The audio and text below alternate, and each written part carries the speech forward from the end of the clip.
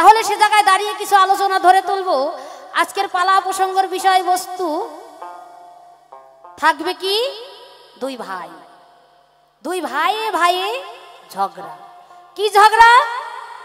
এক ভাই যদি ভুল পথে যায়, এক ভাই যদি অন্যায় করে, তার যদি বড় দাদা থাকে তাকে শাসন করতে পারে। এই জগতে পিতা মাতার পরেই হয় কি, বড় দাদা।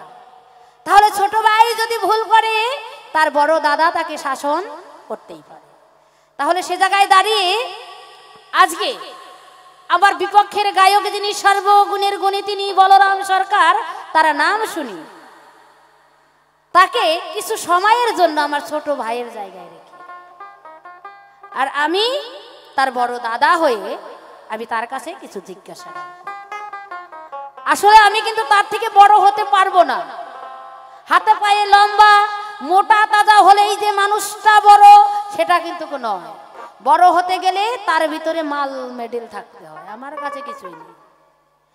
তাহলে তবু একটা সময়ের জন্য বড় ভাইয়ের জায়গায় দাঁড়িয়ে আমার এই মমতা নামটি ছেড়ে দিয়ে এখন আমরা দুটি ভাই, একদিকে দাপর আর একদিকে হলো কলি। হবে কি? মূলত আমার যিনি বড় দাদা, আমার সত্যিকারের দাদা, তার নাম হলো বলরাম। সেই সম্বন্ধের সূত্র ধরে আমি এই বলরাম সরকারকে দাদা বলে ডাকি। তাহলে আজকে কিছু সময়ের জন্য সেই বড় দাদা একটু ছোট ভাই বানিয়ে তাকে আমি কিছু জিজ্ঞাসা করব। কেন জিজ্ঞাসা করব? জিজ্ঞাসা করার প্রয়োজন আছে। আমরা চার ভাই, দুই ভাই নাই। চার ভাইকে কে? সত্য, ত্রেতা, দাপর এবং কলি। এই চার যুগে আমরা চার ভাই। তাহলে চার ভাই কি করলাম? আমাদের ইহ সংসারে বাবা মা সংসার পরিচালনা করে, সন্তানদের মানুষ করে, বড় করে। যখন বাবা বৃদ্ধ হয়ে যায়, তার সেই সংসারের দায় ভার কার কাঁধে দেয়? যে জ্যেষ্ঠ, অর্থাৎ যে বড় পুত্র, তাকে কি বলে? এখন আমি একটু অবসর নেব, তুই আমার এই দায় ভারটা নিয়ে এই মূলত এই গোটা সংসারটাকে তুই পরিচালনা করবি। কি বাবা তাই করে না? সেটাই তো হয় নাকি? তো আমরা ব্রহ্মার পুত্র চারজন। তো সে জায়গায় দাঁড়িয়ে করব কিছু জিজ্ঞাসা, একটু সুর ছন্দ ধরে তুলি আর জিজ্ঞাসা করি আমার ছোট ভাই, যার নাম হয় কলি। তো বাবা তথ্য কথা পরিবেশন করতে গেলে হাজার হাজার ভুল হবে। ভুল হবে না, আমি ভুল করব, ভুলে বড়াই জীবন। একটু মানিয়ে গুছিয়ে নেবেন, কেননা সবাই যে সব তথ্য জেনে বসে আছে তা কিন্তু না। তথ্য শাস্ত্র এ হলো অগাধ সমুদ্র, যার কোনো কূলও নেই, কিনারাও নেই। তাহলে একটা সমুদ্রের জল, যিনি একজন চড়ুই পাখি, সে কতটা খেতে পারে? ওর পেটটাই তো মাগো ছোট, তাই না? পাখিটাই তো ছোট, চড়ুই পাখি। তাহলে এই অগাধ সমুদ্রের জল সেই চড়ুই পাখিটা কতটা খেতে পারে? ঠিক আমি একটা চড়ুই পাখি, আর এই শাস্ত্র তত্ত্ব হলো অগাধ সমুদ্র। আমি কতটাই খেতে পেরেছি আর আপনাদেরকে কতটাই বা দিতে পারবো। গুরু কৃপা বলে, ভগবানের দয়ায়, পিতা মাতার আশীর্বাদে, তাদের দয়ায় যতটুকু সে আমাকে করাবে ততটুকু করার চেষ্টা করব।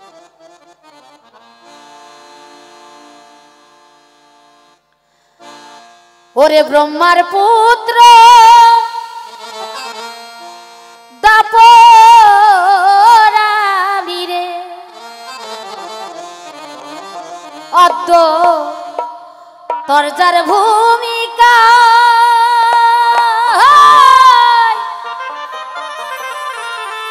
আমার বিপক্ষেতে আছে, দেখো আমার কলি ছোট ভাই গো। ব্রহ্মার পুত্র দাপর আমি গো।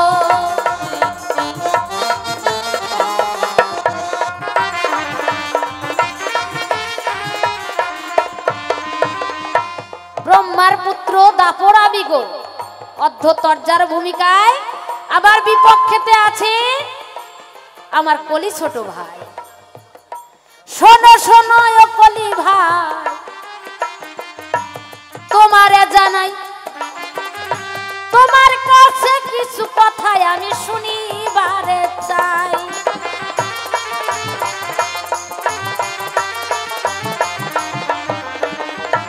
পিতাই আমার কি করিল বলি তব ধারে, সর্বপ্রথম রাজত্ব দিল সত্য দাদার তরে।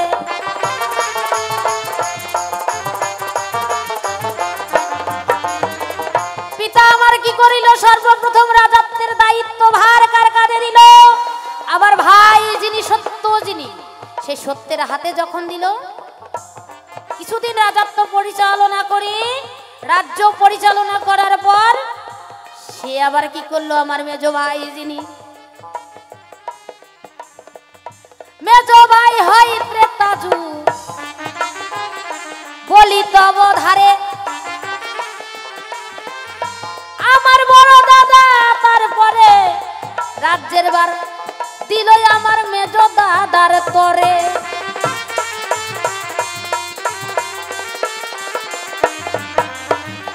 মেজ দাদার হাতে যখন দিল, সে কিছুদিন পরিচালনা করার পরে বললেন, তাই ভাই রে ভাই, এইবার একটু তোর হাতে দিয়ে দিই, তুই সুন্দর করে রাজ্যটা পরিচালনা।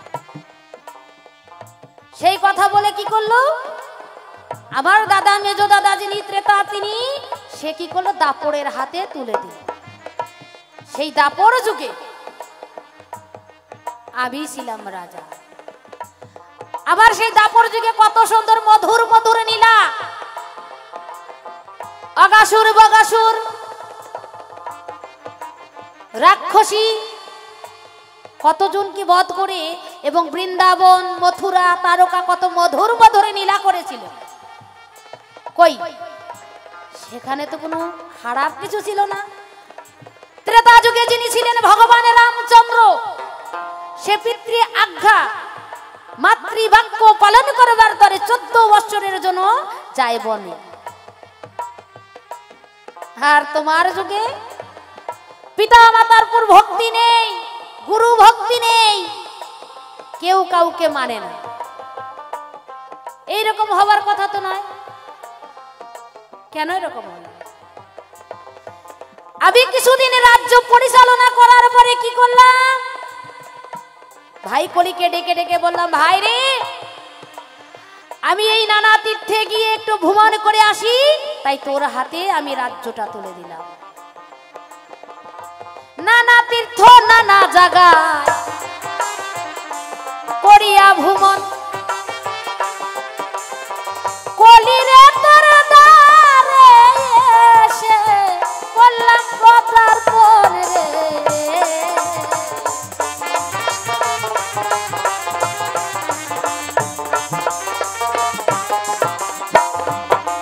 নানা তীর্থে নানা জায়গায় করিয়া ভ্রমণ, কলিরে তোর দ্বারে এসে আমি করলাম পদার্পণ। তোর দ্বারে এসে দেখতে পাই কলির যুগে পিতা ছেলেকে, পিতাকে ছেলে মানে না, শাশুড়িকে বৌমা মানে না, গুরু শিষ্যর নেই লেনা দেনা, ঘরে ঘরে অনাচার, ঘরে ঘরে শুধু বিধবা নারী। ও ভাই কলি, আমি একটু তোর কাছেই বলি, এরকম কেন? আমার যুগে তো এরকম ছিল না। আবার কলির যুগে বৈরাগীর দলে যিনি বৈরাগীদের সেক্রেটারি, তাকে বলা হয় কে? নিমাই পণ্ডিত। সে নিমাই পণ্ডিত কি করলো, নিজের মাকে ভাত দেবার ভয়ে না কি ভয়ে সন্ন্যাস। রাজার শিক্ষায় প্রজা শেখে, জানে সবাই ভালো, কি কারণে কলি ভাই তোর এই আচরণ হলো।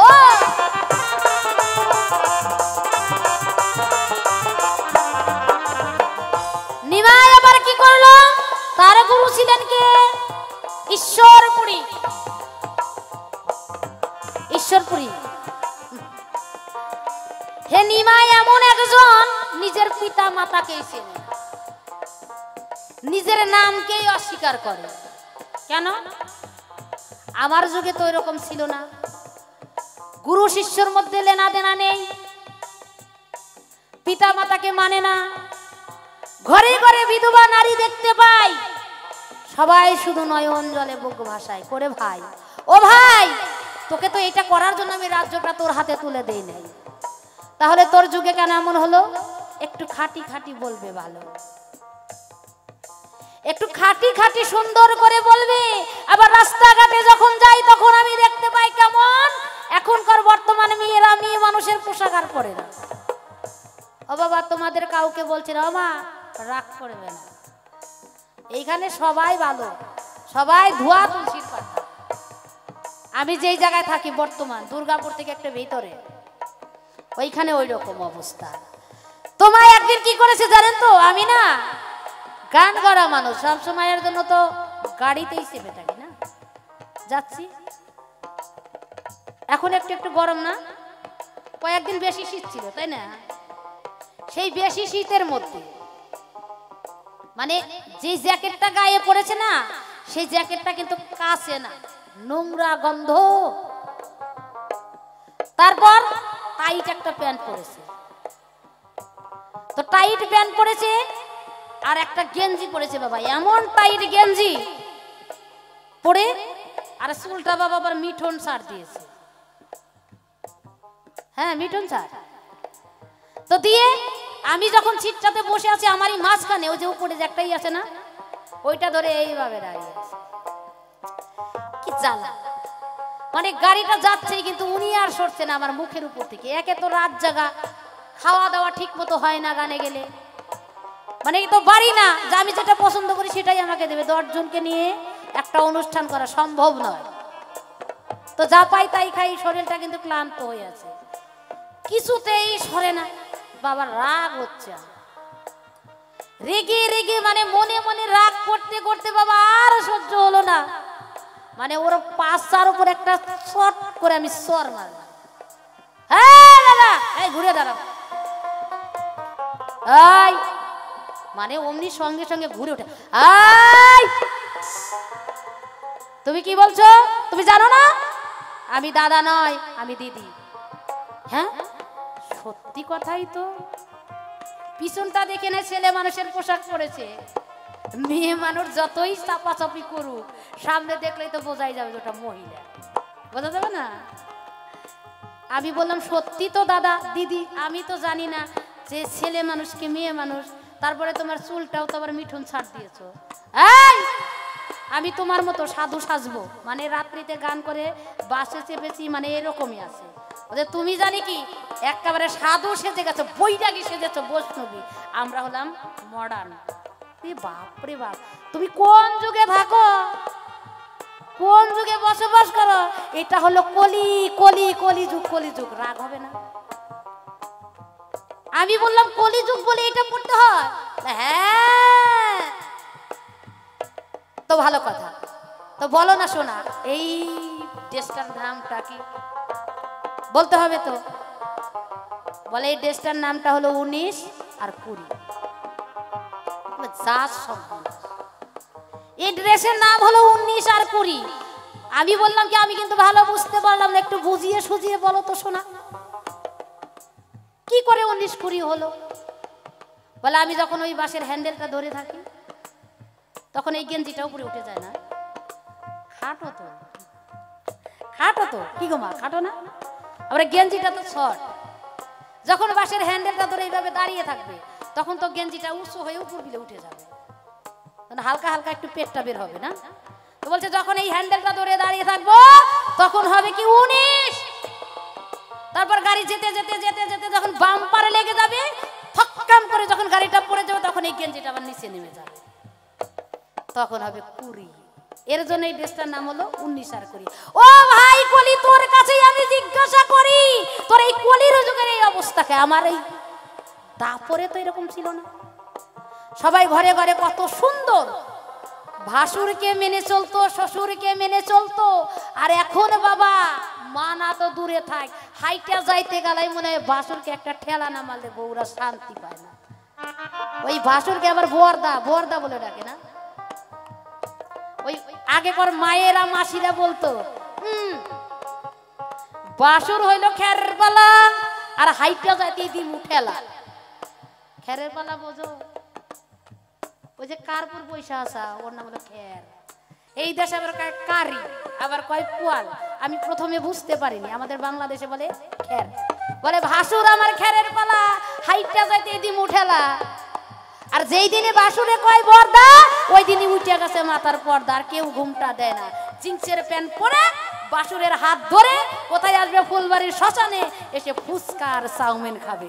নিতাই গৌর প্রেমানন্দে একবার হরিবল হরিবল হরিবল।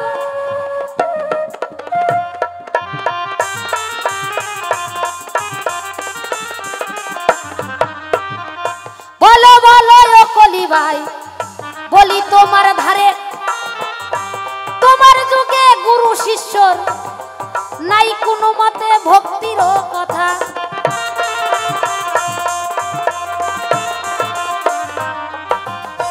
পিতা পুত্রকে মানে না, বলি তব ধারে কেমন শাসন কর কলি বলিবে আসরে।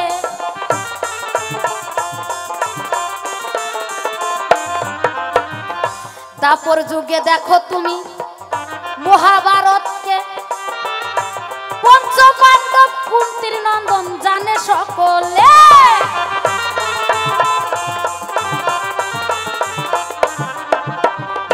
মাতা কুন্তি যখন আদেশ দিলেন কি, যখন দ্রৌপদীকে লাভ করে নিয়ে আসলেন, সঙ্গে সঙ্গে কুন্তির কাছে গিয়ে বলে, মা ও মা দেখো না আজকে আমরা কি নিয়ে এসেছি।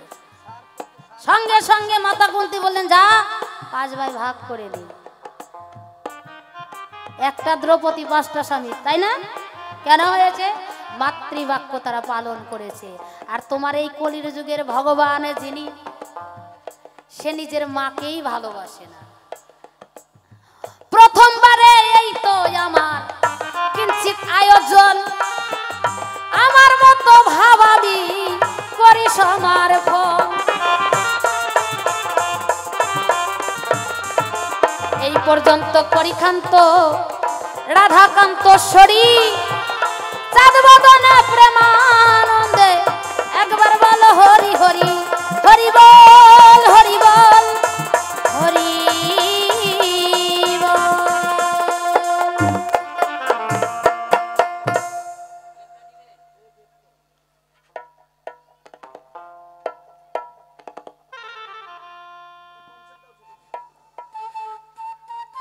কথাটা বললাম কেন? বসে শুনেনি গানি দল। তুমি দেখো লক্ষ্য করে, সত্য যুগে যেমন পূর্ব দিক থেকে সূর্য উঠে পশ্চিম দিকে অস্ত যেত, আজও কলিতে সূর্য দিক থেকে পূর্ব উঠে পশ্চিম দিকে অস্ত চলে যায়, যায় না বাবা? আজও সেই নদীর ধারা সত্য যুগে যেমন উজান থেকে ভাটির দিকে বইতো, আজও সেই নদীর ধারা উজান থেকে ভাটির দিকে যায়। পাল্টে গেছে কি বাবা? পাল্টায়নি। আজও লঙ্কা খেলে লাগে ঝাল, আগেও লঙ্কা খেলে লাগতো ঝাল। আগেও চিনি খেলে লাগতো মিষ্টি, আজও চিনি খেলে লাগে মিষ্টি। বলি তোমার ঠাই কোনো কিছুর পরিবর্তন হয় নাই, পরিবর্তন হয়ে গেছে আমাদের মন। হ্যাঁ বাবা,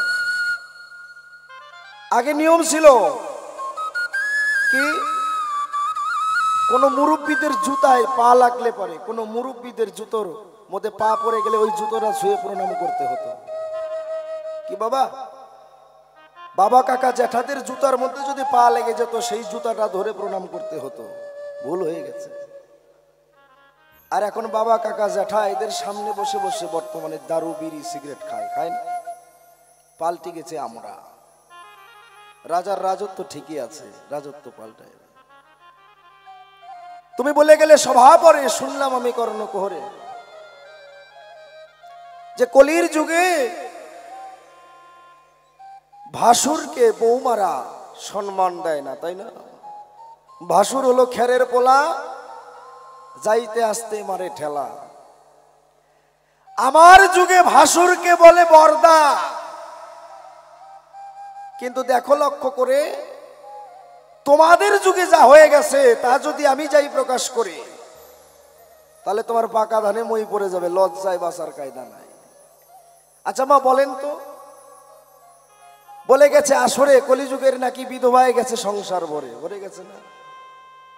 বিধবা নাকি বেশি দেখতে পায়। আমার কলিযুগে প্রতিটা ঘরে ঘরে হয়তো একজন করে বিধবা পাওয়া যায়, কিন্তু ওই দাপর যুগে, ত্রেতা যুগে কে ছিল? অযোধ্যার রাজা ছিল দশরথ। যখন মারা গেল ওই দশরথের স্ত্রী ছিল 3 জন, একবারে 3 জন বিধবা হইল, তাই না বাবা? দাপর যুগের ঘটনা বসে শুনেন জ্ঞানী জনা। ব্যাসদেব তার ভাইয়ের বউয়ের গর্ভে ভাসুর হয়ে ভাইয়ের বউয়ের গর্ভে সন্তান দিয়েছে। শাস্ত্র পড়ে দেখবেন, একটা ধৃতরাষ্ট্র আর একটা হলো পাণ্ডব। দেখো লক্ষ্য করে, ভাসুর হয়ে ভাইয়ের বউয়ের গর্ভে সন্তান দান করে। আমার যুগে একটাও দেখাইতে পারবা? গান যদি আমি নাও গাই কোনো ব্যাপার না, 3টে অবধি খালি কথা বলে কাটিয়ে দিতে পারবো। আমার যুগে একটা নারী একটা স্বামী নিয়ে বাস করছে, কিন্তু তার যুগে একটা নারী 5টা পতি নিয়ে করে বাস। নিজে মুখে করেছে প্রকাশ, নাম তার কুন্তী। গান পরে গাই, আগে কটা কথা শোনায়। ওই যে পঞ্চ পাণ্ডব আর কে?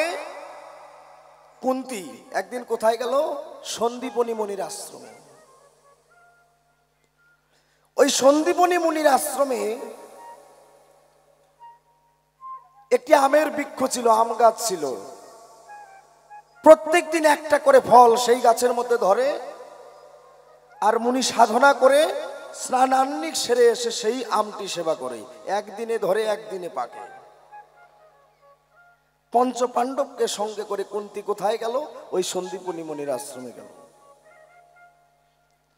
গিয়ে পঞ্চ পাণ্ডবকে বলছে, স্বামী তোমরা আমার কথা নাও, ওই মনির গাছের আমটা আমার দরকার, লোভ লেগেছে, আমটা আমি খাবো, আমটা পেরে দাও।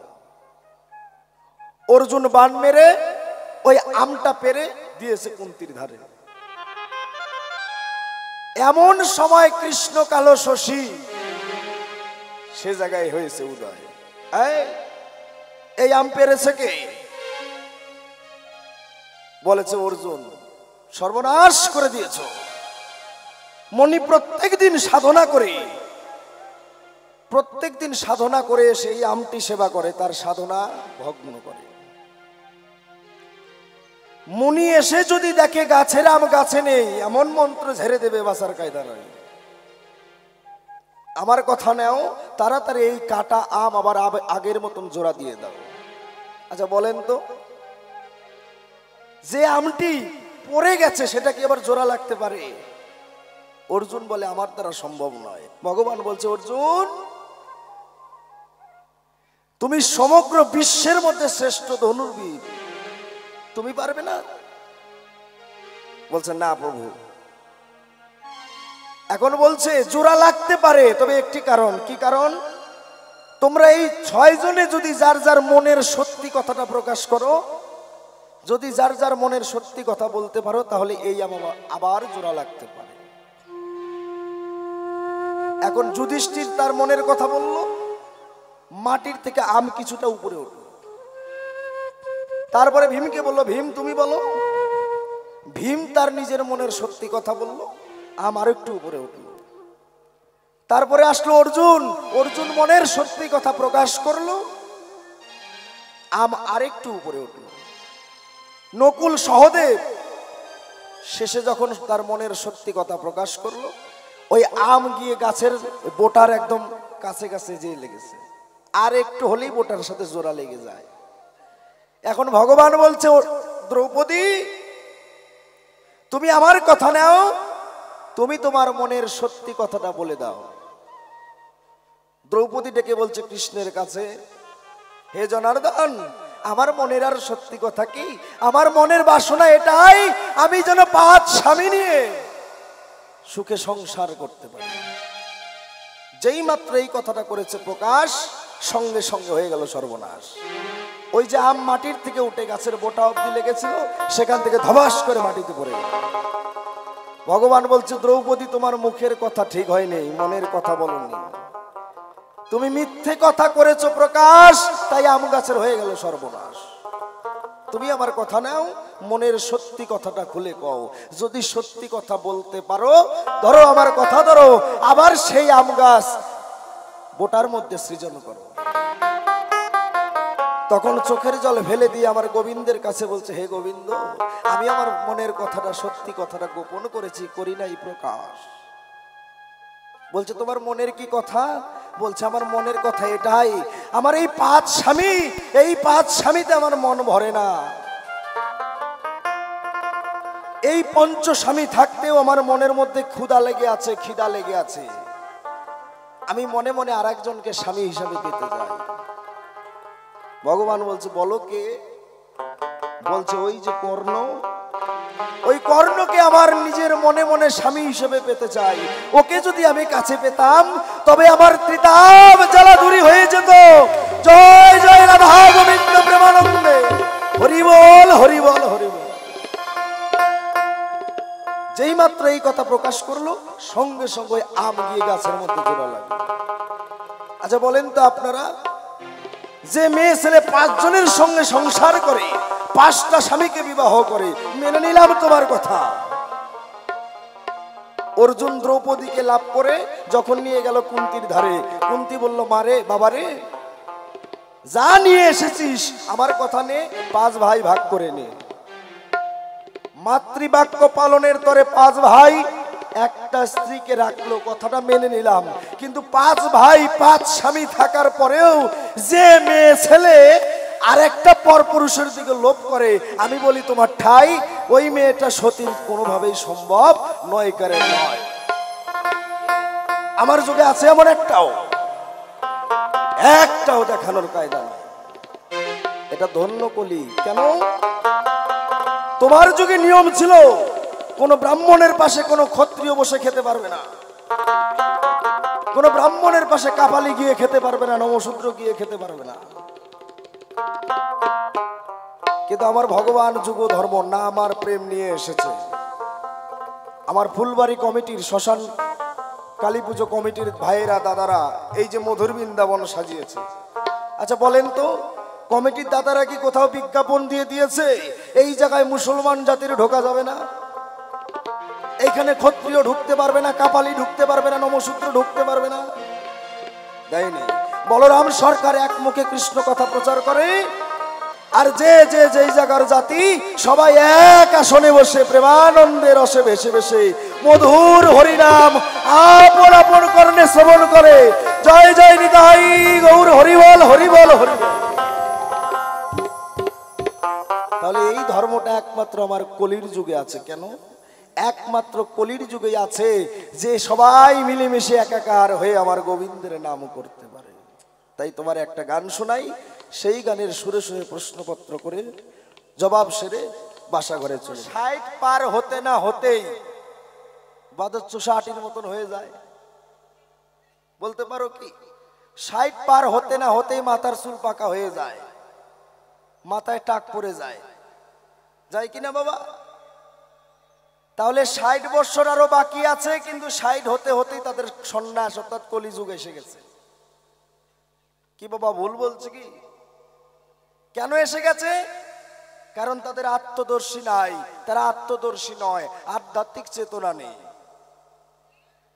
মাসের মধ্যে 3টা দিন আছে, খুলে বলি আপনাদের কাছে, ওই 3 দিন যদি কোনো মায়ে যায় স্বামীর কাছে, বলি আপনাদের ঠাই, কোনো কারণবশত পিতৃধন নষ্ট হয়ে গেলে খুলে বলি সভাস্থলে ওই মায়ের বাবা জমালয়ে নিতে হবে ঠাই। মাসে 3খানা দিন আছে, ওই 3 দিনে স্বামীর কাছে যাওয়া যাবে না। ওই 3 দিন যারা স্বামীর কাছে যায়, আয়ু থাকতে স্বামীকে তখন জমের ঘরে পৌঁছায়। আমরা জানি না তাই করি। বর্তমানে দেখা যায় সুগার, প্রেসার, হাঁপানি, ডায়াবেটিসে ভরে গেছে, গেছে না বাবা? আগেকার দিনে ছিল কি তুলনায় কম। কেন? ওই যে জন্ম নেবার পরে মা দেয় শিশুকে ত্যাগ করে। আমি বলি আপনাদের ধারে বর্তমানে মায়েদের স্তন আছে, স্তনের দুগ্ধ নেই, আছে কি? জন্মের পরেই তারা কি করে? ওই বোতল ছেলের মুখে ধরাই দেয়। বোতল ধরাই দিল, যারে বলে ল্যাকটোজেন, ন্যাস্টোজেন, সেরেল্যাক, আরো কত কি কি আছে না, এগুলো দেয়। কিন্তু আমি বলরাম সরকার 5 বছর পর্যন্ত মায়ের দুগ্ধ খাইছি। মায়ে বাইরে বাইরে করছে, কত অত্যাচার করছে, তবু ছাড়ি নাই। ওই মাতৃস্তনের দুগ্ধ সন্তান যত খাবে, মায়ের প্রতি সন্তানের স্নেহ, প্রেম, ভালোবাসা তত গাঢ় হবে। আর এখন মায়েরা সন্তান জন্ম নেওয়ার পরেই মুখের মধ্যে বোতল ঢুকিয়ে দেয়। ওই 1 থেকে 5 বছর পর্যন্ত ল্যাকটোজেন, সেরোলেক, নেস্টোজেন খায়। তারপরে যখন স্কুলে যায়, বাবারে কয়, বাবা আমার এই বোতলে মন ভরে না, একটু অন্য বোতল দাও। তখন ওই ছেলেরে মাজা কিনে দেয়, ফুটি কিনে দেয়, দেয় না বাবা? ওই মাজা ফুটি খাইতে খাইতে ওটাতে আর মন ভরে না, সাওয়াল বড় হয়ে যায়, কয় বাবা এটাও আমার মন ভরে না, একটু বড়টা কিনে দাও। তখন বন্ধু বান্ধব নিয়ে বিয়ার খায়, এখন থেকে বিয়ারেও আর মন ভরে না, আস্তে আস্তে বোতল খালি বাড়ে। যখন বিয়ারে আর নেশা হয় না, তখন মনে মনে চিন্তা করে এখন আর বিয়ার খাওয়া যাবে না, তখন নিয়ে আসে 3X রাম, যারে কয় ডোলটু। খুলে বলি আপনাদের ধারে ধরাইলো কে? মায়। ওই যে বোতল মায়ে ধরাই দিল। এই যে আস্তে আস্তে স্থানের পরিবর্তন হতে হতে ওই দুধের বোতল থেকেই মদের বোতলে হাত চলে গেল। সন্তান জন্ম নেওয়ার পরে খুলে বলি আপনাদের ধারে, সন্তান প্রসবের পরে যদি সঠিক যত্ন করে, ওই সন্তানের কোনোদিনও সুগার, প্রেশার, ডায়াবেটিস কোনোদিন হবে না। আচ্ছা বাবা বলেন তো, একটা জমিতে চাষ করার পরে, বীজ বোনার পরে, তারপরে যদি ওই জমিতে আবার চাষ করেন, লাঙল দেন, তাহলে ওই জমির ফসল ভালো হবে কি? নষ্ট হয়ে যাবে না? বীজ বোনার পরে যদি চাষ করেন, লাঙলের ফাল দেন, তাহলে ওই গাছে, ওই জমিতে আর কোনোদিন ভালো ফসল সম্ভব নয়। হতে পারে কেমন? ওই লাঙলের ফাল লাগে বিচির অর্ধেক ভেঙে গেছে, অর্ধেক বিচি রয়ে গেছে, ওই তার থেকে গাছ জন্মায়।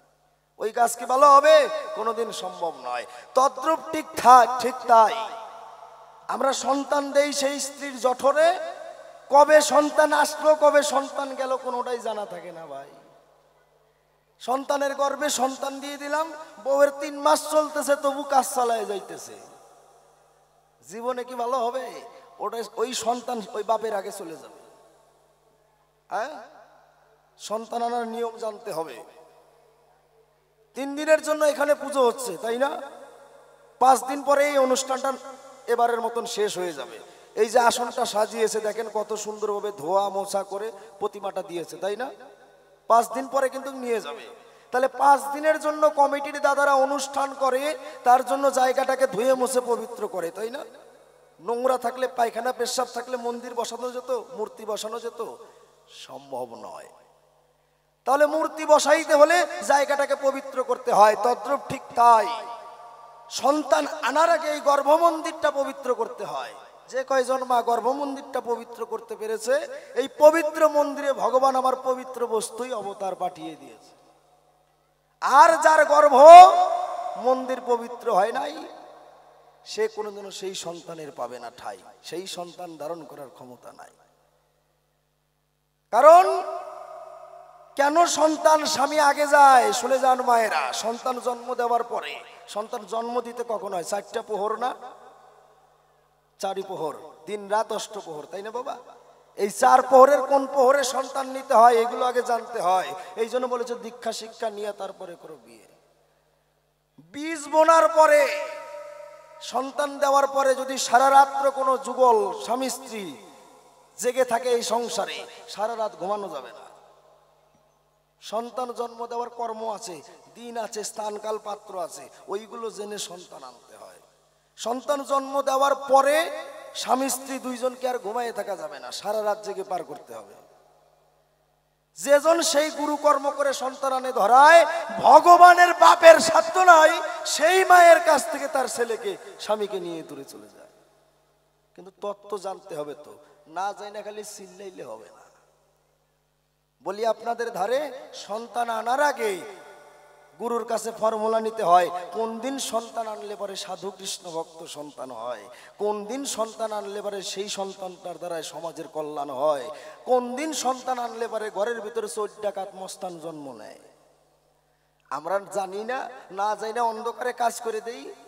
দেখা যায় লক্ষ্য করে এক বাবার 3 ছেলে, একটা ডাক্তার আর একটা স্কুল মাস্টার আর একটা মস্তানি গুন্ডামি করে খায়, আছে কি না? এক বাবার যদি 3টাই ছেলে হয়, একই পিতৃ সত্তার থেকে যদি জন্ম হয়, তাহলে একটা মাস্টার আর একটা ডাক্তার আর একটা গুন্ডা মস্তান চোর ব্যাপার হলো কেন? এগুলো জানতে হয়। যেজন জেনে কর্ম করে সেই মায়ের স্বামীর ভগবানের খাদ্যনায় নিয়ে যায় সেই মায়ের থেকে দূরে। এই জন্য বলেছে কলিযুগের নাম আর প্রেম। আগে নাম কর গ্রহণ, আগে আশ্রয় করিয়া গ্রহণ, তারপরে করতে হয় সাধন ভজন। বলি তোমার ঠাই। এই জন্য বিধবা বেশি দেখা যায়, কারণ আত্মসুখের তরে আমার নিজের স্বামীকে যাই মেরে হবে না।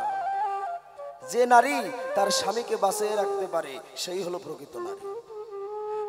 যে নারী স্বামীকে বাঁচায়, আমি আজও বলে যাই ধরায়, সেই নারী তাড়াতাড়ি বিধবা হওয়ার নাই উপায়। ওই নারী যুগল হয়ে বহুদিন লাস্টিং করে যায় ধরায়। এমনও মানুষ আছে না, 75 বছর হয়ে গেছে, তবু স্বামী স্ত্রী যুগল বেঁচে আছে। স্বামী মারা গেছে, 6 মাস যেতে না যেতেই তার স্ত্রী বিয়োগ হয়ে গেছে। যাই কিনা? হ্যাঁ, মধুর ভাব। স্বামী মারা গেছে, ওই বিরহে 6 মাস যেতে না যেতেই ওই স্ত্রীর প্রাণ পাখি চলে যায়। কেন যায় বলতে পারো? বলি তোমার ঠাই, আগে সেই জায়গায় বাঁচা চাই। ওই জায়গায় যদি স্বামীকে বাঁচাইতে পারো, ধরো আমার কথা ধরো, সেই দিন থেকে তুমি আসল সতী, আসল নারী সম্মান পাইতে পারো। আর তাই না হলে ধরা মাত্র যে স্বামীকে বধ করে, ওই নারী কাল নাগিনী বলি আপনাদের ধারে, ওটাই তাড়াতাড়ি যায় বিধবার ঘরে। এবার কালের চক্রে পড়ে কার কখন চলে যাবে, যে যতটুকু আয়ু নিয়ে আসে সেই ততটুকু আয়ু নিয়ে যায়। কিন্তু দীর্ঘ মেয়াদী সন্তান আনতে হলে ধরায় ওই দীর্ঘ মেয়াদী কর্ম করা চাই। ভগবানের বাপের সাধ্য নাই। আমার ছেলে যদি হয়, আমার ছেলেকে আমার কাছ থেকে দূরে নিয়ে যাবে, এত বড় সাধ্য কার আছে? কিন্তু ছেলেটা যে আমার, আমি তো আমার দাবি করতে পারি না। কবে আমার ছেলেরে আমি দিলাম আমি তো নিজেই জানি না। বউ ডেকে আমার কাছে কহিল, বউ ডেকে ডেকে আমার কাছে কহিল, ওই বউ বলার পরে জানলাম আমার ছেলে অর্থাৎ আমার বউ পোয়াতি হয়েছে। কিন্তু আমি জানি না কবে আমার বউয়ের গর্ভে সন্তান আমি দিছি। বাবাই যদি না জানে তার ছেলেরে কবে জন্মাইলো, তাহলে কেমন করে হবে বাবা? ওটা হবে কি? কোনোদিন সম্ভব নয়। কিন্তু গুরুকর্মজনে যে সন্তান আনে ধরায়, সেই সন্তান আজও বেঁচে আছে। ওই বাপের আগে ওই সন্তানের যাওয়ার ক্ষমতা নাই। এবার বলেছে যুক্তি করে, শুনলাম বসে আসরে, কলিযুগের গুরুর প্রতি শিষ্যের ভক্তি নাই, আজও আছে। তার প্রমাণ ঢাকার জেলায় ছিল কে?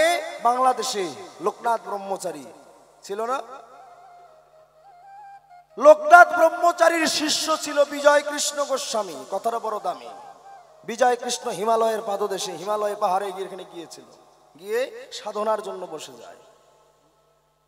হঠাৎ করে দেখতে পায় সাধনা করতে করতে তার চতুর্দিকে আগুন লেগে যায়।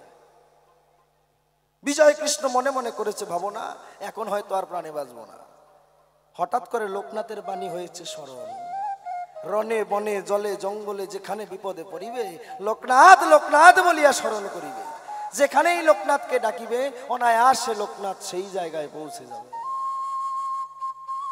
তখন কি মোবাইল ফোন ছিল? ছিল না। তাহলে কোথায় ঢাকা বাংলাদেশ আর কোথায় হিমালয় পর্বত? ওই যে বাবা ভগবান শিষ্য অন্তর্ধানে অন্তর থেকে গুরুকে স্মরণ করেছে। শব্দ পৌঁছালো কিসে? ইথারের দ্বারায় বায়ু ভরে শব্দ পৌঁছে গেল। লোকনাথ ঢাকায় ছিল, ওই খেচুরি মুদ্রা সাধন করে তৎক্ষণাৎ সেখান থেকে বায়ু ভরে উড়ে গিয়ে ওই বিজয় কৃষ্ণের কাছে যায়। গিয়ে বলছে, বিজয় আমি দেই তোরে অভয়, নাই তোর কোনো ভয়। তোর সামনে এসেছে মৃত্যুঞ্জয়, আর চিন্তা নাই, মৃত্যুকে করবি জয়। সঙ্গে সঙ্গে ধরে ওই আগুনের ভেতর থেকে বাইরে বের করে। যখনই বাহির করলো, বিজয় কৃষ্ণ সঙ্গে সঙ্গে লোকনাথের চরণে ভক্তি দিল। বাবা আমায় তুমি দীক্ষা দান করো। ওই যে সেই জায়গায় লোকনাথ বাবা বিজয় কৃষ্ণ গোস্বামীকে, বিজয় কৃষ্ণকে মন্ত্র দেয়, আজও সেই বিজয় কৃষ্ণের আশ্রম সেই জায়গায় আছে। কে বলছে গুরু যুগে, কলির যুগে গুরুর প্রতি শিষ্যের ভক্তি নেই? আছে। তুমি বলে গেলে আসরে তোমার গানের গুরু সঞ্জয় সরকার, গুরুর ভক্তি দাও নেই, গুরুর গান গাইলে।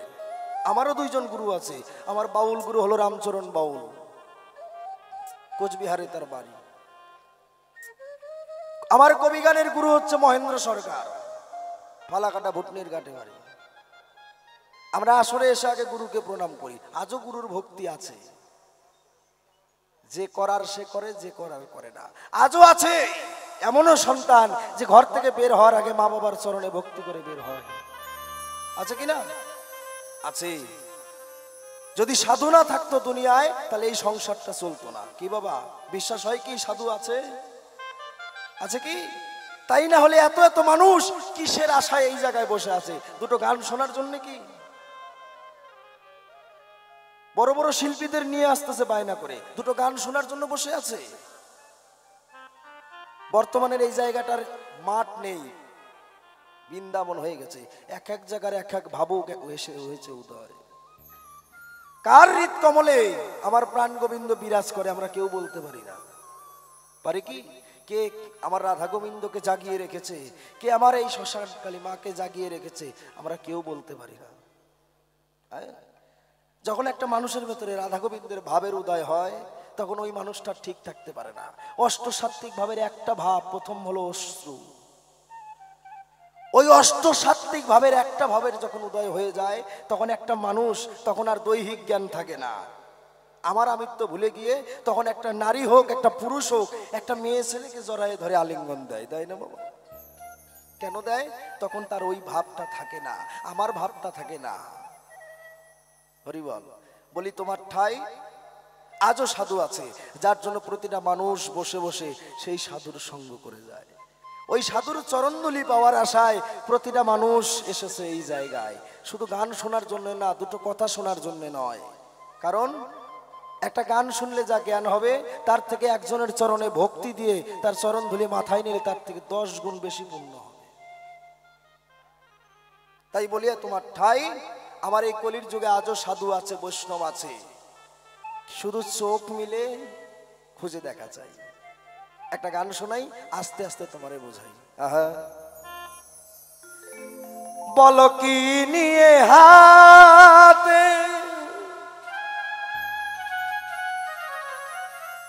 তুমি এসেছো জগতে, বলো কি নিয়ে হাতে তুমি কি নিয়ে হাতে দাদা এসেছো জগতে, ভেবে দেখো চলার পথে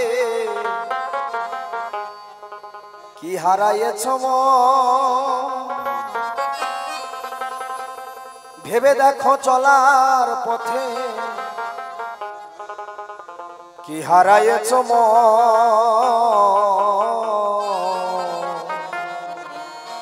তাই না বাবা? ছেলে পুলে নাতি পুতি দিয়ে ঘর ভরে গেছে, কিন্তু দেখেন লক্ষ্য করে, যেদিন মাতৃ জঠরে ছিলেন প্রতিটা মানুষ পূর্ণ চাঁদের মতো ছিলেন, তাই না? এখন দিন যাচ্ছে, বয়স যত ভারী হচ্ছে, মনে হয় দেহের থেকে এক একটা করে বস্তু হারিয়ে যাচ্ছে। একটা বাউলেরা গান গায় না? কি গান?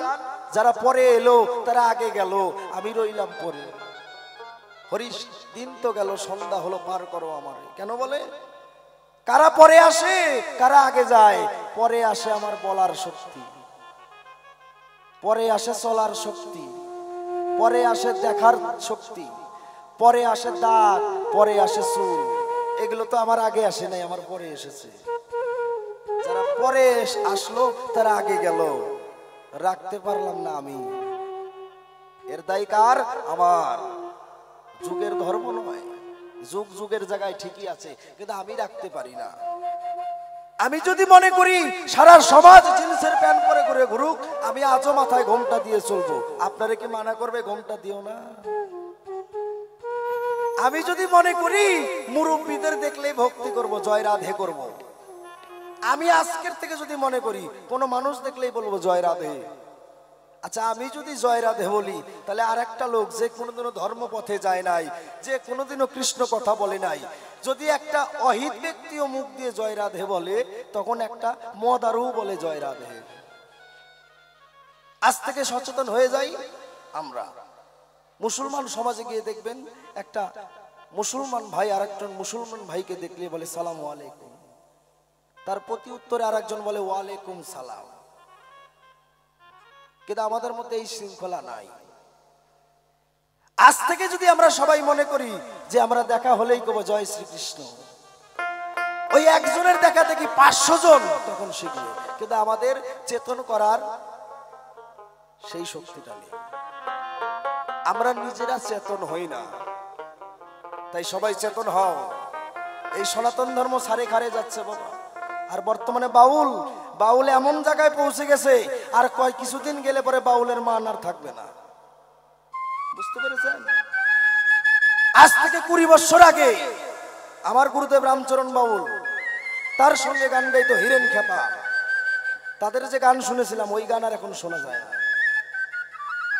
এখন 3 ঘন্টা টাইম করে দিয়েছে, শিল্পীরা মনে হয় কামলা, যার যার মতন আসে, গান গায়, টাকা নিয়ে বাড়ি চলে যায়। হরে কৃষ্ণ। আসরে উঠেই কয় তুই চাইয়া থাকোস কেন, কি কবি ক, তুই কইলেই তো আমি কব। এগুলা বাউল গান। হ্যাঁ,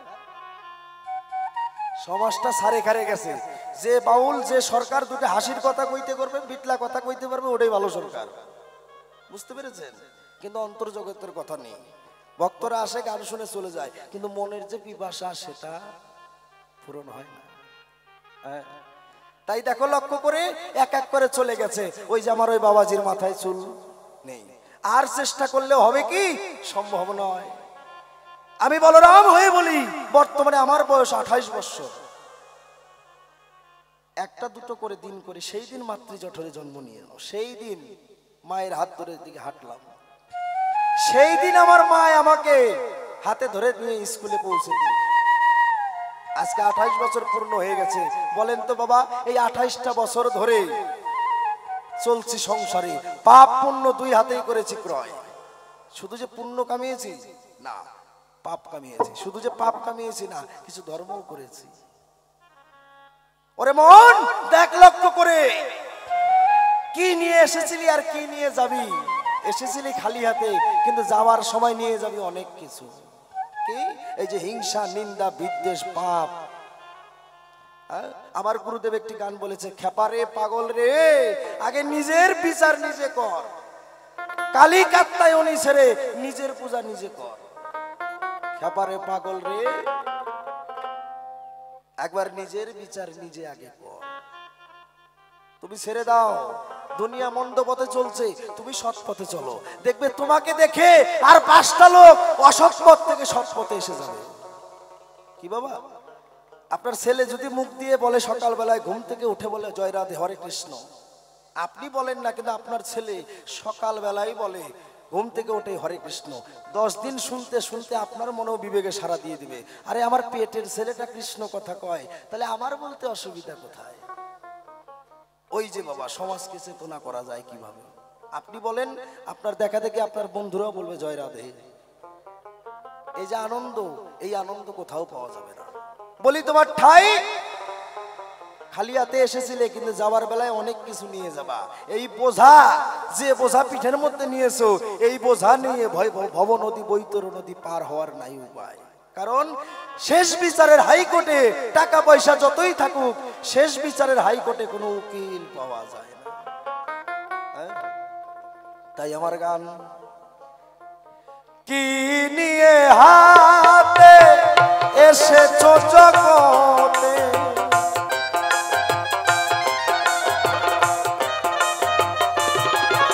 বলো কি নিয়ে, তুমি কি নিয়ে হাতে এসেছো জগতে, ভেবে দেখো চলার পথে কি হারায়েছো মন। কেন ঝরে তোমার দুখানা নয়ন, এখন কেন ঝরে তোমার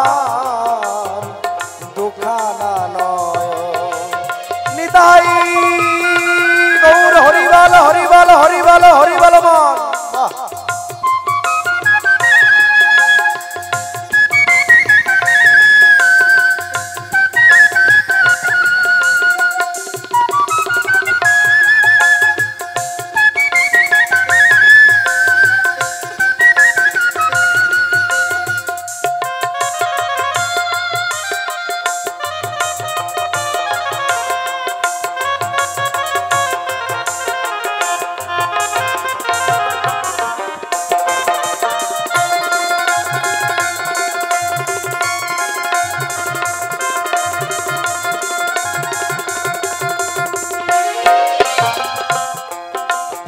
আলোতে রেখেছে সারা দুনিয়া ভরে, তবু কেন থাকো মন তুমি অন্ধকারে।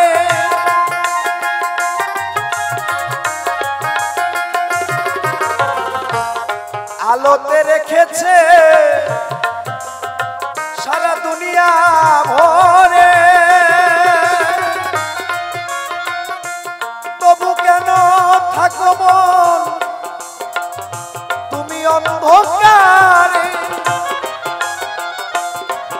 তুমি সামনের নয়নে কেন দেখো পিছনে।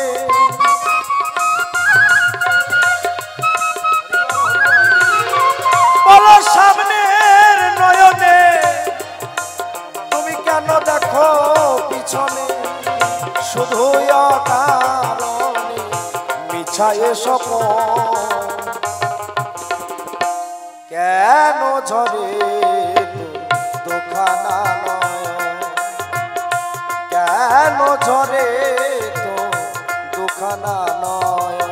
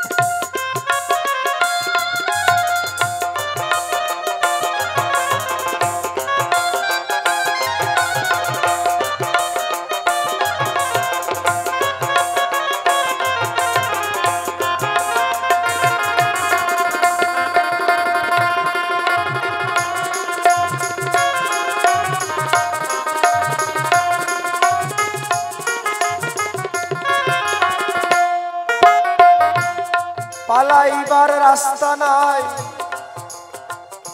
যতই তুমি খুঁজো না, মরণ হবেই হবে এই কথা কি জানো না।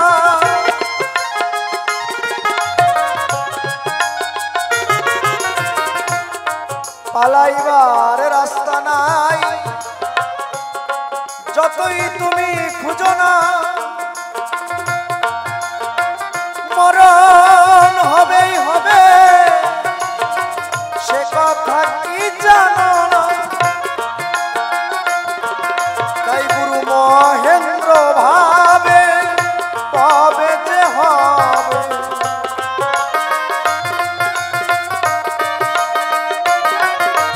কবি মহেন্দ্র ভাবে, মহেন্দ্র ভাবে তবে যে হবে আমার এই ভবে লীলা সমাপন। কেন ঝরে তোমার দুখানা নয়ন, কেন ঝরে তোমার দুখানা নয়ন। জয় জয় শ্মশান কালিমা প্রেমানন্দে, একবার হরি বল হরি বল হরি বল হরি বল।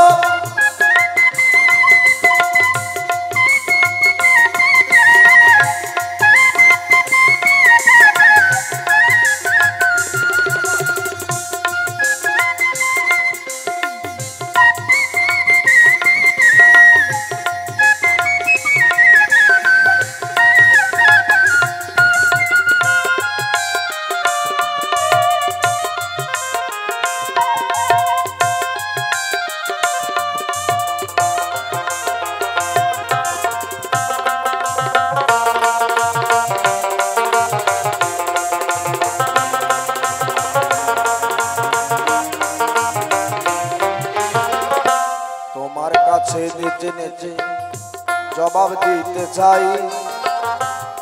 শোনো শোনো শোনো আমার দাপর দাদা ভাই,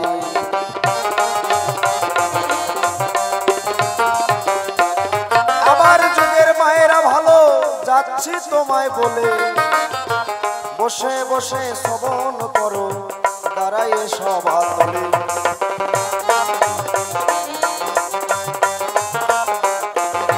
আচ্ছা বলো তো দেখি, তাই আমার যুগে পুত্র পিতাকে ভক্তি করে, কিন্তু তোমার যুগে পুত্র আর পিতার মধ্যে মিল নাই। বসে বসে শ্রবণ করেন যত নর নারী, ওই যে ধৃতরাষ্ট্র হস্তিনার রাজা যাইতেছে প্রকাশ করি। হরি বলো হরি বলো। আচ্ছা বলেন তো, বাবা কাকা জ্যাঠা যেখানে উপস্থিত আছে, ওই বাবা কাকা জ্যাঠার সামনে কোনোদিন জুয়ো খেলা যায়? ছেলে মেয়ে মদ খেতেই পারে, ছেলে বিড়ি খেতেই পারে, জুয়া খেলতেই পারে, তাই বলে আড়ালে খেলবে? সামনে কি খেলা যায়? সামনে কি মদ খাওয়া যায় বাবা কাকা জ্যাঠার সামনে? সম্ভব নয়। কিন্তু এই দাপর যুগে আমার দাদার যুগের ঘটনা করে যায় বর্ণন, বসে বসে শ্রবণ করেন যত ভক্ত শ্রোতাগণ। যুধিষ্ঠির আর দুর্যোধন অর্থাৎ কৌরব পাণ্ডবের মধ্যে যখন পাশা খেলা হয়, ওই পাশা খেলায় পাণ্ডবেরা সমস্ত কিছু বিসর্জন দিতে দিতে হারাইতে হারাইতে সর্বশেষে কি করিল? নিজের সহধর্মিণীকে ওই জুয়ায় লাগাইয়ে দিল। শকুনির চালে যুধিষ্ঠির তাও হারাইয়ে ফেলিল। ও মায়েরা, শকুনির চালে ওই দুর্যোধন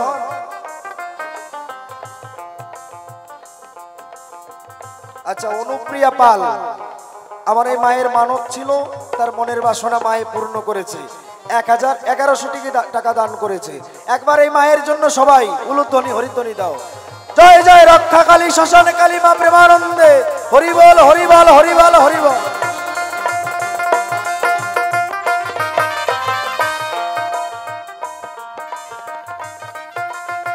ওই যে শকুনির চালে যুধিষ্ঠির নিজের বউকে দিল জুয়ার মধ্যে ফেলে, কিন্তু দেখলো লক্ষ্য করে ওই জুয়ার যে ফলাফল এলো, এতে যুধিষ্ঠির পঞ্চপাণ্ডব তার নিজের বউ হারিয়ে ফেলল। দুর্যোধন ডেকে বলে দুঃশাসনের ঠাই। ভাইরে ভাই,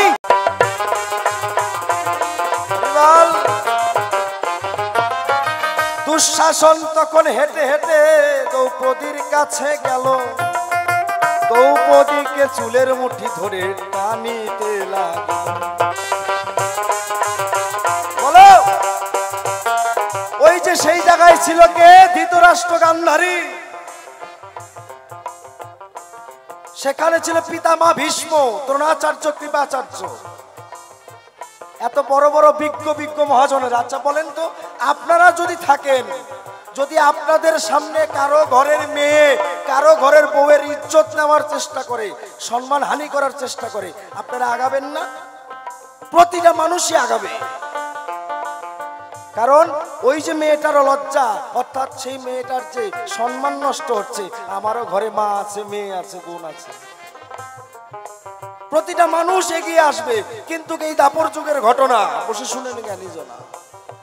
দুঃশাসন ওই দ্রৌপদীর কাপড় ধরে টানিতে লাগিল, ওই কাকা জ্যাঠা গুরুরা সবাই বসে দেখিতে লাগিল। বলতো, যিনি পিতামা ভীষ্ম, যার উপরে ধনুর্বিদ নাই, পরশুরামের শিষ্য, ওই পিতামা যদি মনে করতো একটি বান মেরেই ওই কৌরবদের শেষ করে দিতে পারত, তবু বাঁচায় নাই। সেখানে ছিল কাকা ধৃতরাষ্ট্র, ওই ধৃতরাষ্ট্র তার নিজের ছেলেকে আটকায় নাই। বলেন তো, আমার ছেলে যদি আমার সামনে কোনো মেয়ে ছেলের কাপড় ধরে টানে, আমি তো গিয়ে আগে গালের মধ্যে একটা চর বসাবো। হ্যাঁ, বাবা হয়ে ছেলে আমার বৌমার কাপড় ধরে টানে, আর বাবা হয়ে বসে বসে দৃশ্য দেখে। ধৃতরাষ্ট্রের কথা ছেড়ে দিলাম, ওই যে একটা কানি ছিল, কানার পাশে বসে, নাম তার গান্ধারী, ওটা তো মেয়ে সওয়াল। তাহলে মেয়ে সওয়াল হয়ে আর এক মেয়ে সওয়ালের লজ্জা কাপড় ধরে টানে, আর ওইটা বসে বসে দেখে। মায়ে যদি ছেলেরে ধমক দেয়, এই বাবা এই কাজটা করিস না, এটা মন্দ, ছেলে মার কথা শুনবে না। মায়ের সামনে বৌদির কাপড় ধরে টানা টানি করে। শোনো শোনো দাপর দাদা, বলি তোমার গোছানি।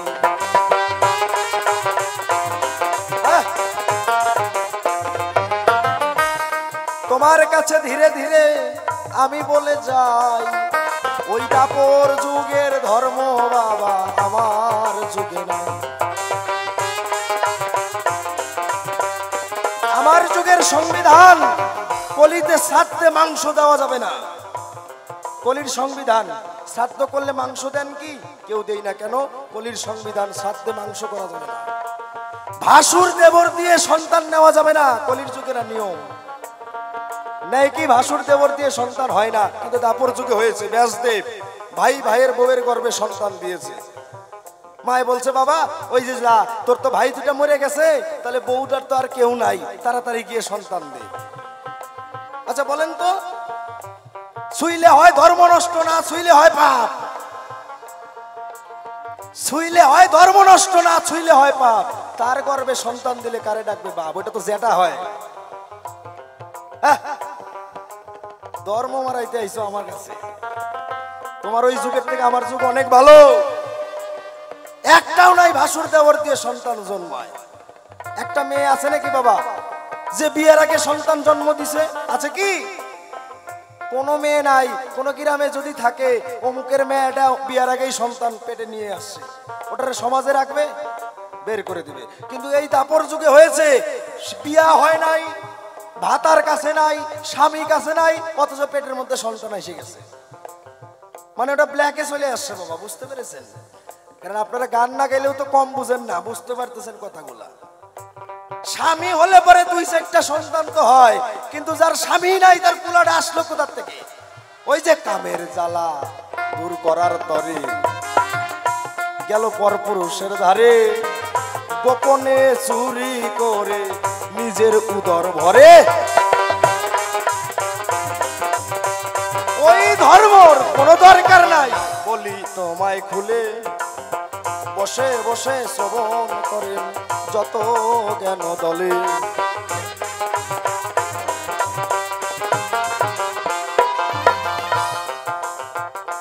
এবার আমার গৌর সুন্দর মাকে ছাড়লো কেন? শোনো, আমার গৌর হরি বলেছিল, আমি যা করি তা তোমরা করো না, আমি যা বলি তাই তোমরা করো। গৌরের মতন কয়জন হতে পারবা দেখাও তো, যে নিজের বিয়ে করে নিজের মাকে নিজের বউকে ত্যাগ করে দিল। কেন? কারণ যদি নিজের জন্য কিছু করতে হয় সেটা ঘরে বসে সম্ভব হয়, যদি ভক্তের জন্য কিছু করা যায় তাহলে ঘরে বসে সম্ভব নয়। আমি যদি মনে করতাম আমার গান আমি একাই শুনবো, এই ফুলবাড়ি শ্মশানের ভক্তদের গান শোনাবো না, তাহলে আমি ঘরে বসে বসেই গান গাইতে পারতাম। নিজে গান গাইতাম, ছোট ছোট বাবারা নিজে গান গাইতাম, নিজেই শুনতাম। তাই ফুলবাড়ির ভক্তদের গান শোনানোর পরে আমি আলিপুরদুয়ার ছেড়ে এসেছি আপনাদের এই উত্তর দিনাজপুর জেলার ভিতরে। কেন? ভক্তদের গান শোনার পরে। গৌর সুন্দর ঠিক তাই বললো মায়ের কাছে, মা তুমি যদি তোমার ছেলের চিন্তা করো, তাহলে জগতে আর যারা মা আছে এদের চোখের জল শুকাবে না। তাই এদের চোখের জল দূর করার জন্য তোমাকে ছেড়ে আমার যেতে হচ্ছে। তবে মাগো, আমি বলি তোমার ঠাই আমি নাই তাতে অসুবিধা নাই, তোমার বৌমা তোমার পাশে আছে, ওই বৌমায় তোমায় যত্ন আদি করবে।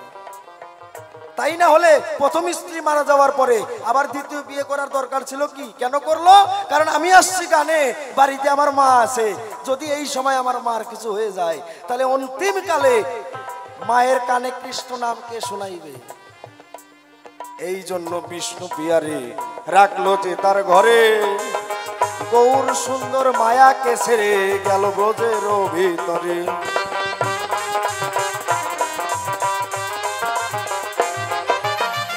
আর একখানা কথা বলে টানব সমাধান, বসে বসে শ্রবণ করেন যত জ্ঞানবান। একটা গুরুত্বপূর্ণ কথা বলে যাই, শুনে যান।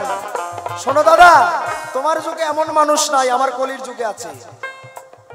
শ্রীরূপ সনাতন ভট্ট রঘুনাথ, শ্রীজীব গোপাল ভট্ট দাস রঘুনাথ।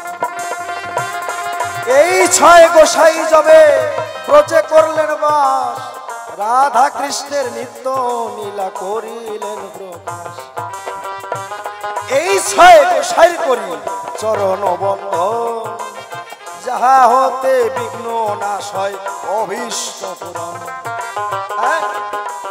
এই যে ছয় গোসাইকে রূপ সনাতন, শ্রীজীব, রঘুনাথ, ভট্ট, দাস রঘুনাথ। এই যে দাস রঘুনাথ, এই দাস রঘুনাথ দাসের একটি কথা আপনাদের তুলে ধরি, শুনে যান। রঘুনাথ দাস শিশুকাল থেকে আমার গৌরের ভজন করে। এমন মানুষ, এমন বৈষ্ণব নাই জগৎ সংসারে। রঘুনাথ দাস করে মানা, আমি জীবনে বিয়ে শাদী করব না। এমনও পুরুষ আছে বিয়ে শাদী করে নাই, তার এই দেহের পিতৃসত্তা ধরে রেখেছে, এক বিন্দু নষ্ট করে না। এখনো আছে সেই মানুষ, অযতনে নষ্ট করতে দেয় না, খুব সাবধান থাকে। বলে না সাধু সাবধান, শুধু সাবধান না, ফের কহিও সাবধান। কেন কয়? চোরকে কয় না সাবধান, সাধুরে কয় সাবধান। ওই যে ধরে রাখে, এক বিন্দু গোবিন্দ আমি কোথাও নষ্ট করব না, আমার গোবিন্দের জন্য রাখবো। হ্যাঁ, এবার রঘুনাথের বাবার, রঘুনাথের একটাই ছেলে, আর ছেলে নেই। এখন যে বাবার একটাই ছেলে, তার মনের বাসনা ছেলেকে বিয়ে দিয়ে নাতিপতির মুখ দেখবো, তাই না? রঘুনাথের বাবা ডেকে ডেকে বলে, রঘুনাথের ঠাই, বাবা রঘুনাথ, তোর জন্য একটা মেয়ে দেখেছি, তোর বিয়ে করা চাই।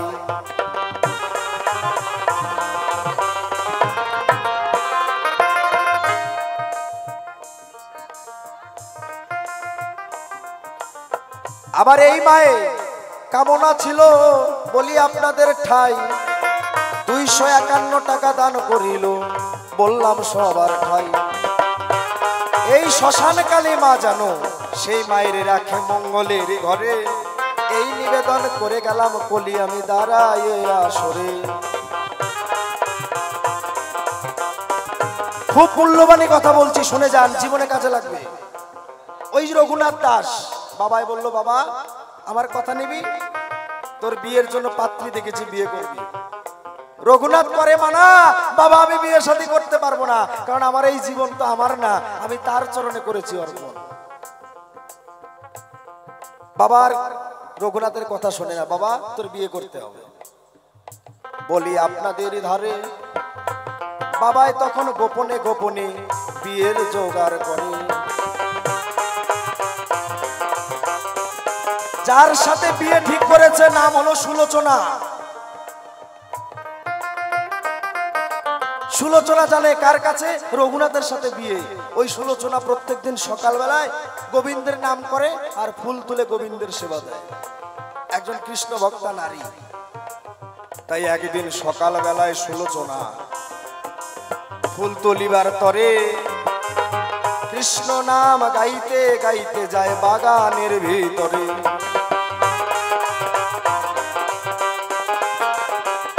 আমার ভক্তিমতী মায়েরা একটু শোনো, ওই যে দাস রঘুনাথ কি করেছে, ওই বাগানের ভেতরে একটা চাদর মুড়ি দিয়ে সুলোচনার কাছে গেছে, গিয়ে বলছে, সুলোচনা আমি তোমার কাছে একটি সংবাদ নিয়ে এসেছি। কি সংবাদ? এটাই, যেই ছেলেটার সঙ্গে তোমার বিবাহ হয়েছে না, সেই ছেলেটার ভালো না, তার চরিত্র ঠিক নেই।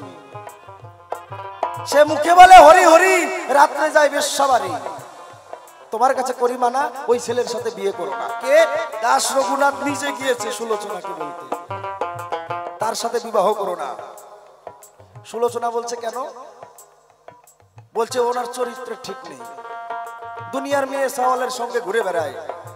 সুলোচনা বলছে এই জন্যই তো আমাকে বিয়ে করে তার বাড়িতে নিয়ে যাচ্ছে তার বাবায়, বিয়ে করায় ছেলের হাতে তুলে দেয়। কেন? যাতে ছেলেটা মানুষ হয়। আমি আমার স্বামীর ঘরে যেতে চাই, আমি দেখি আমার স্বামীকে কুপথ থেকে সুপথে আনতে পারি কিনা পারি।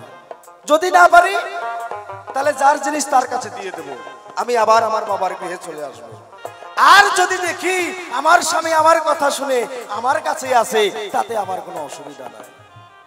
এখন রঘুনাথ দাস দেখলো যে এখানে আর কাজ হবে না, ঘুরে বাড়ি চলে গেল।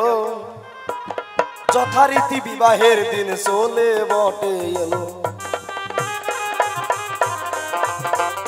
তাদের বিবাহ হয়ে গেল। বিবাহ হয়ে যাওয়ার পরে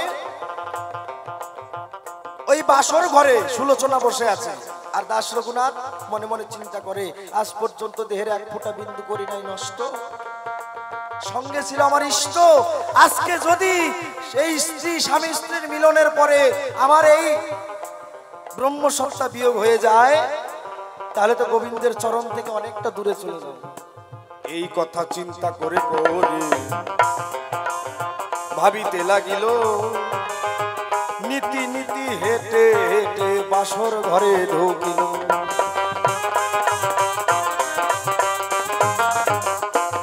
বাসর ঘরে গিয়ে করজোর করে বলছে সুলোচনা। যেই না মাত্র স্বামী ঘরে ঢুকেছে, সুলোচনা বিছানার থেকে নেমে স্বামীর পায়ে প্রণাম করেছে। বলছে সুলোচনা, তোমাকে একটি কথা বলবো। কি?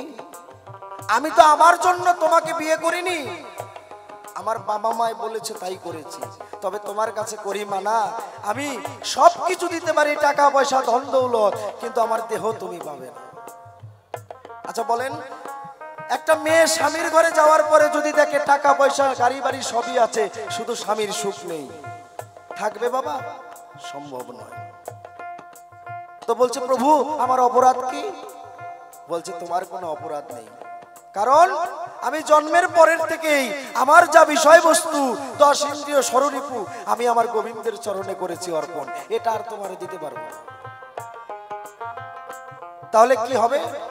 সুলোচনা, আমার বহুদিনের মনের আশ, আমি নেব সন্ন্যাস, তুমি আমার কথা নিও, আজকে এই ঘর থেকে বিদায় করে আমায় পাঠাইয়া দিও। আচ্ছা বলেন তো, বাসর রাত্রের প্রথম রাত স্বামী ডেকে ডেকে স্ত্রীকে বলছে আমাকে ঘর থেকে বিদায় দাও, আমি আর এই ঘরে থাকতে চাই না। কোন মায়ে ছেড়ে দেবে তার স্বামীরে? দেবে না। কিন্তু সুলোচনা কি করলো? বলছে স্বামী গো, তুমি সন্ন্যাস নেবে, এ তো খুশির খবর, আনন্দের খবর। আচ্ছা বলো তো, কয়জন নারীর গর্ভে, কয়জন নারীর ভাগ্যে এমন স্বামী জোটে যে স্বামীর ঘরে গিয়ে কৃষ্ণ কথা শোনে? আমি তো বড় ভাগ্যবতী, কারণ আমি তোমার ঘরে এসেছি। যার স্বামীর মুখে কৃষ্ণ নাম হয়, তার মতো সতী নারী নাই আর সাদের দুনিয়ায়। বলো কি চাও? বলছে সতী, বলি তোমার ঠাই, আমাকে দাও বিদায়। বলছে বেশ স্বামী গো, তুমি আমার কথা নাও, এই গভীর রাত্রে ঘরের বাহির হয়ে বটে যাও।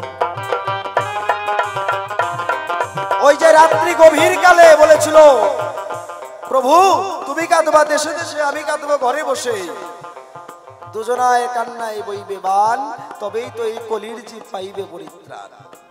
আমি তোমার সহধর্মিনী, তুমি করবে বাহিরে ধর্ম, আমি করব ঘরে বসে ধর্ম, দুজনার ধর্মে ঘর্ষণ হয়ে হয়ে যাবে প্রেমের বান, এই পাপা হত কলির জীব পাইবে পরিত্রাণ।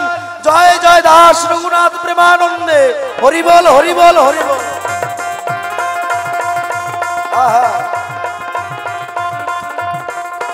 সেই রঘুনাথ দাস সন্ন্যাস নিয়ে গৌরের কাছে গেল। গৌর হরি সন্ন্যাস মন্ত্র তারে দান করিয়া দিল। আস্তে ছোট ছোট সন্ন্যাস মন্ত্র নেওয়ার পরে গো নগরে নগরে ভিক্ষা করে। এই খবর পৌঁছিয়ে গেল রঘুনাথ দাসের বাবার কানের ভিতরে। বাবাই শুনতে পায় ছেলে আমার বাড়িতে নাই, চলে গেছে, সন্ন্যাস হয়ে নিয়ে নিয়েছে। কি করেছে? জমিদার মানুষ তো, ট্রাক ভর্তি করে চাল ডাল যা আছে সব পাঠিয়ে দিয়েছে, টাকা পয়সা সমস্ত কিছু পাঠিয়ে দিয়ে বলছে যাও তোমরা আমার কথা নাও, আমার রঘুনাথের কাছে এগুলো পাঠিয়ে দাও। রঘুনাথের কাছে খবর গেল, রঘুনাথের বাবা চাল ডাল টাকা পয়সা সব দিয়ে পাঠিয়ে দিয়েছে। কিন্তু রঘুনাথ গৌর সুন্দরকে বলছে, প্রভু আমার বাবাই চাল ডাল পাঠাইছে, এটা রাখবো না ফেরত দেব? বলছে রঘুনাথ এ কি বলো, তুমি না সন্ন্যাসী? সন্ন্যাসী যারা তারা কি খাবে, আগামী দিন কি খাবে তা সঞ্চিত করে রাখতে পারবে না, জানেন না? মাত্র অর্ধেক হরিতকি রাখার দোষ বাদ গেছে গোবিন্দ ঘোষ। গৌর হরি বলেছিল গোবিন্দ ঘোষ হরিতকি দাও, প্রত্যেকদিন গৌর হরি খাবার পরে হরিতকি চায়। গোবিন্দ ঘোষকে বললো গোবিন্দ হরিতকি নিয়ে আসো। গোবিন্দ ঘোষ কি করলো, আগের দিন দুইটা হরিতকি নিয়ে একটা হরিতকি দিয়ে আরেকটি আসলে বেঁধে রাখলো। পরের দিন গৌর সুন্দর চাওয়ার সঙ্গে সঙ্গে হরিতকি বের করে দেয়। মহাপ্রভু বলছে গোবিন্দ আজ তোমার মনে এত আনন্দ, এত তাড়াতাড়ি হরিতকি দিলে? বলছে প্রভু আমি আগামীকালে একটি হরিতকি বেঁধে রেখেছিলাম আমার আসলে। বলছে তোমার দ্বারা হবে না, যাও বাড়ি ফিরে যাও, তোমার দ্বারা সন্ন্যাস হবে না। মাত্র অর্ধেক হরিতকি রাখার দোষ বাদ গেছে সন্ন্যাসের পথ থেকে গোবিন্দ ঘোষ। ঘরে যাও, ঘরে গিয়ে বউ ছেলে মেয়ে নিয়ে সংসার করো, তোমার দ্বারা সন্ন্যাস হবে না। রঘুনাথকে বলছে রঘুনাথ তোমার দ্বারা সন্ন্যাস হবে না, তুমি আমার কথা নাও, বাড়ি ফিরে যাও। বলছে না প্রভু আমি বাড়ি ফিরে যাব না, বাবার সম্পত্তি সব ফিরাই দেবো। ওই যে বাবার সম্পত্তি চাল ডাল যা ছিল সব ফিরাই দিল। এইবার সন্ন্যাসীর স্বভাব হচ্ছে কৃষ্ণ নাম বিতরণ করা, ভিক্ষা মেগে খাওয়া। আমার রঘুনাথ নগরে নগরে ঘুরে বেড়ায়, ভক্তদের কাছে হরিনাম দিয়ে যা পায় তাই দিয়ে পেট চালায়। সারাদিন হরিনাম করার পরে ওই সন্ধ্যার সময় পুরীর যে সিংহদ্বার, জগন্নাথের পুরী আছে না, ওই সিংহদ্বারে বসে বসে প্রসাদ পায়। প্রত্যেক দিন এক জায়গা থেকে প্রসাদ নেয়, আহার করে। একদিন গৌর সুন্দর দেখলো একই রঘুনাথ দাস প্রত্যেক দিন সারাদিন নাম করার পরে ওই সন্ধ্যাবেলায় গিয়ে ভিক্ষা করে সিংহদ্বারে। ডেকে বলছে রঘুনাথ বলি তোমার ঠাই একই করছো, তুমি না সন্ন্যাসী? তাহলে সন্ন্যাসী হয়ে তুমি এই এক জায়গার থেকে প্রতিদিন এই সিংহদ্বার থেকে খাবার মেগে মেগে খাচ্ছ, এ তো ভিক্ষাবৃত্তি বেশ্যাবৃত্তির সমান। তুমি জানো না সন্ন্যাসীর এক গাছের তলায় 2 রাত থাকার উপায় নাই, একটি গাছের তলায় একটি রাত্রি থাকতে পারবে, এই হলো সন্ন্যাসীর ভাব। তাহলে তুমি এই যে প্রত্যেকদিন এই সিংহদ্বার থেকে প্রসাদ মেগে মেগে খাচ্ছ, এ তো বেশ্যাবৃত্তির সমান, ছেড়ে দাও। রঘুনাথ বলছে প্রভু আর কত লীলা দেখাবে? বলছে প্রভু তাহলে প্রসাদ নেওয়া যাবে না? না যাবে না, সন্ন্যাসী এক জায়গা থেকে 2 দিন প্রসাদ পাওয়া যাবে না। এখন সারাদিন নাম করে, কোনোদিন পায় কোনোদিন পায় না, না খেয়ে জল খেয়ে কাটিয়ে দেয়। হঠাৎ করে মহামূল্যবানী কথা, রঘুনাথ সারাদিন হরিনাম করে, হরিনাম করে এসে ওই যে পুরীতে সবাই প্রসাদ খায়, খাওয়ার পরে যে এঁঠো হয়ে যায়, ওই এঁঠো খাওয়ার গুলো নালার মধ্যে ফেলে দেয়, যেগুলো সব সমুদ্রে চলে যায়। পচা ড্রেন আছে না, ওই যে ওই ড্রেনের মধ্যে ন্যাকড়া পেতেছিল, সেই দিন থেকে মহাপ্রসাদের সৃষ্টি হলো।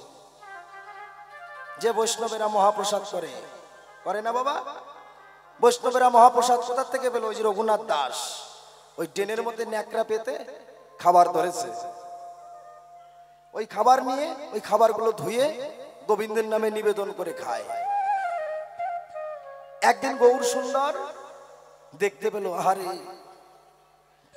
যে পচা খাবার, এঁঠো খাবার, মানুষের খাবার খাওয়া, সেই এঁঠো খাবারগুলো নিয়ে ধুয়ে মুছে খেতে পারে, তার মতন বৈষ্ণব আর নাই এই সংসারে।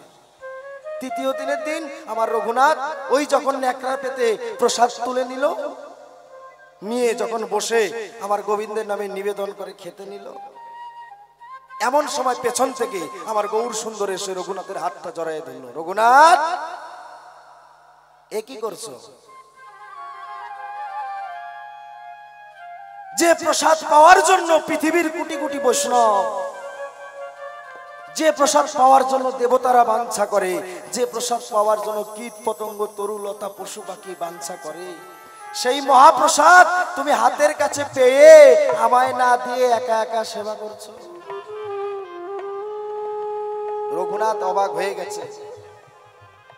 আমার মতন একটা নিকৃষ্ট মানুষ সারাদিন নাম করে এই নোংরা জায়গা পচা জায়গার খাবার খাচ্ছি, আর আমার গৌর সুন্দর আমার কাছ থেকে সেই প্রসাদ চায়।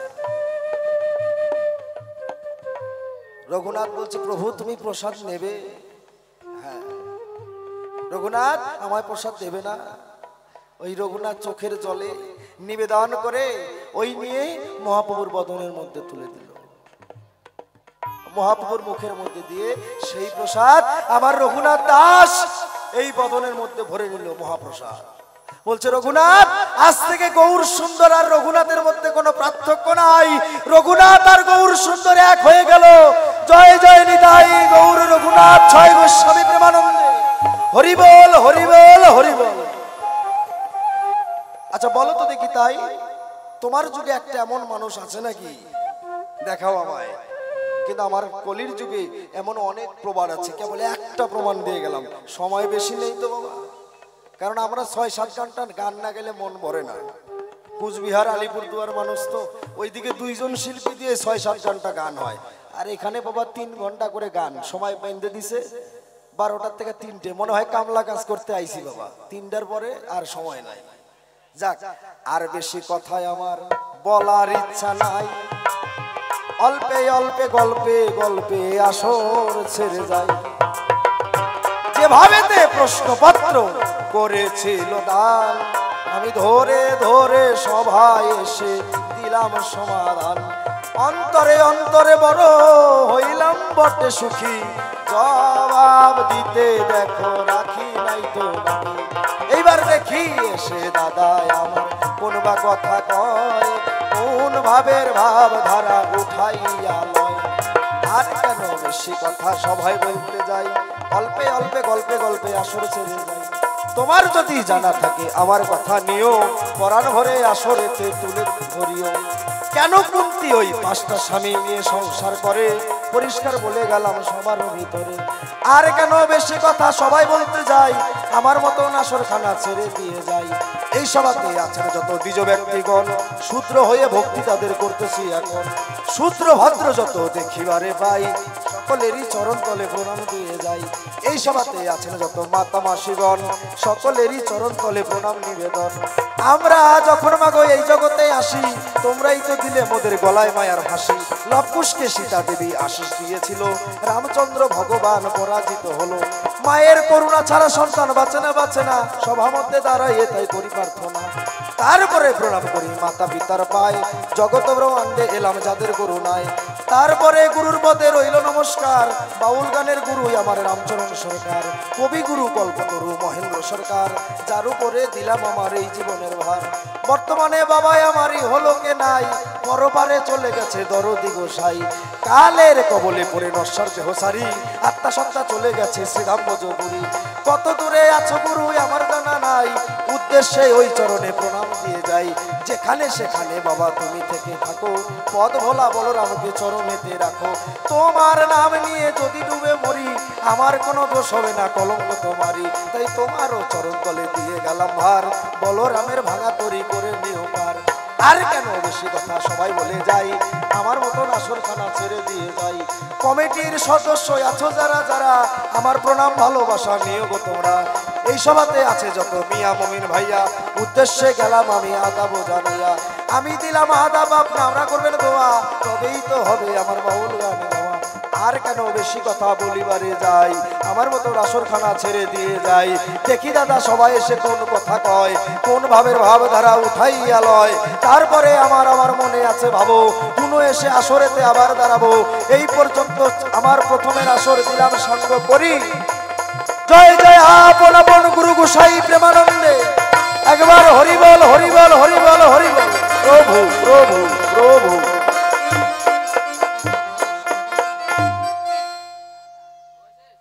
আমার গোসাই তত্ত্ব কথা বলে গেলেন বস্তা বস্তা। গোসাই না আমার ভাই, ছোট ভাই। কি সবার ভালো লেগেছে তো নাকি? হাত তুলুন তো দেখি কার কার ভালো লেগেছে। প্রেমছে বলুন জয় জয় রাধা গোবিন্দ প্রেমানন্দে। একবার হরিবল হরিবল হরিবল। বাহ, খুব সুন্দর। তো আমাকে কিন্তু জিজ্ঞাসা করেছে, মানে আমার যুগে, ওনার যুগে যেমন ভক্ত রঘুনাথ এই যে বৈষ্ণব হয়ে এত কিছু করেছে, আমার যুগে কে করেছে? আরে বাবা সময়ই তো নাই, দিমুডা কাকা। ওই সারাদিন বউ আলে ডালে, রাত যখন হয় তখন এক কুলা ধান দিয়ে বলে যে তুমি বাড়াবেন ব্যবসা। মিশা কথা।